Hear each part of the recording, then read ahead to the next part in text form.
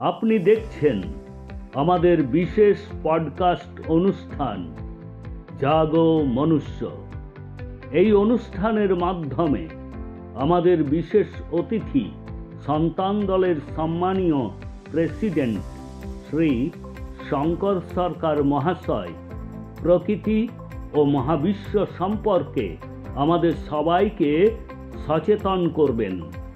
এই অনুষ্ঠানটিতে ধর্ম, রাজনীতি, বর্ণ এবং আরও বিভিন্ন বিষয়ের কথা মানুষকে জানিয়েছেন। প্রকৃতির দান সার্বজনীন, জন্মগত অধিকার অনুসারে universal birth right given by the nature to all. এই প্রকৃতির সমস্ত সম্পদের উপর সকলের সমান অধিকার পাওয়া উচিত। এই সমস্ত বিষয়ে আমাদের বিশেষ পডকাস্ট অনুষ্ঠান জাগো মনুষ্য দেখুন।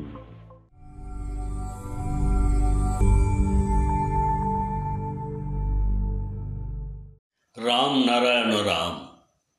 এটি সর্বজনবিদিত যে মৃত্যুর পরে কেউ ফিরে আসেন না, কিন্তু আমার বাবা ফিরে এসেছিলেন, কারণ তিনি একজন ভালো মানুষ ছিলেন।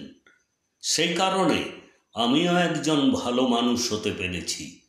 আমি আমাদের সন্তান দল এবং আমাদের গুরুদেব চান যে আমাদের দেশ ভারতবর্ষ এমন একটি দেশ হিসাবে গড়ে উঠুক যাকে দেখে পুরো বিশ্ব বদলে যাবে। প্রত্যেকেরই রামনারায়ণ রাম জপ করা উচিত। যে রামনারায়ণ রাম জপ করবেন না, তার ফলে তার খারাপ হতে পারে। কারো দুঃখে কোনো মানুষ এখন সাথ দেন না, সহানুভূতি প্রকাশ করেন না। আপনাদের সবাইকে একত্রিত হয়ে ভবিষ্যতের কথা ও বিষয়গুলি নিয়ে ভাবা উচিত। প্রতিটি ব্যক্তিকে একদিন না একদিন মারা যেতেই হবে।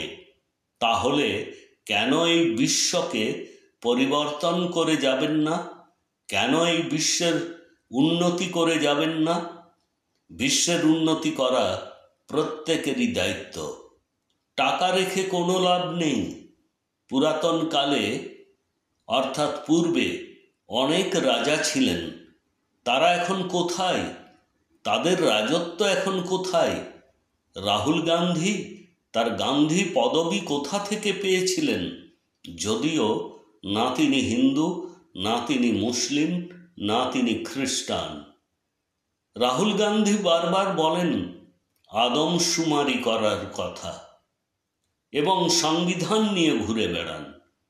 যদি প্যাটেল এবং জিন্নার মধ্যে একজন ভারতের প্রধানমন্ত্রী হতেন, তবে বাংলাদেশ এবং ভারতবর্ষ আলাদা হতো না। সেখানে একটি মাত্র দেশ থাকত, যেখানে হিন্দু ও মুসলমানরা একসাথে থাকতেন ভাই বোনের সম্পর্কের বন্ধনে। প্রত্যেকে একসাথে থাকতেন, আজও একসাথে থাকতেন। তবে এখন যারা মুসলিম ধর্ম পালন করেন, প্রায় 2000 বছর আগে কোথায় ছিলেন তারা? যেখানে প্রায় 50,000 বছর আগে হিন্দুরা ছিল।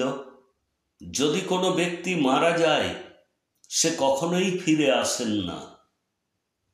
প্রথমে কেবল একজন রাজা ছিলেন, এখন তো প্রতিটি বাড়িতে এক একজন রাজা রয়েছেন।